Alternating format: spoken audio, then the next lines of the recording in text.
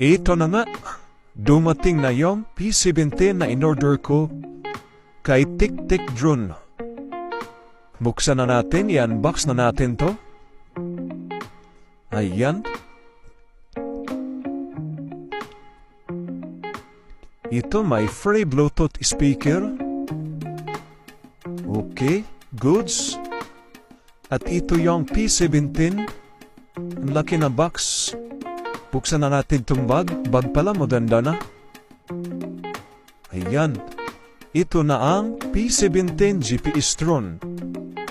Ang remote niya, may may LCD screen. Diyan natin makikita yung mga indicator niya. Gaano kataas at kalayo ang abot. Yan, ang laki ng drone ha. Mas malaki pa sa A88. Ito. Tsaka may extra battery na siya, free. Naka-free Bluetooth speaker plus free extra battery. Yan, lagay ko lang itong battery. Laki niya talaga.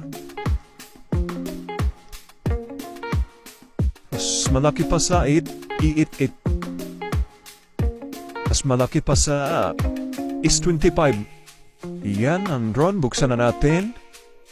Okay, goods. At ito yung apps na ida-download. Yan. Andyan yung mga features na.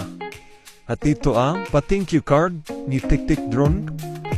At user manual. Babasahin muna natin bago paliparin. Ito, subukan na natin. Tingnan niyo kung gaano ka-stable ang P17 from Tik Drone.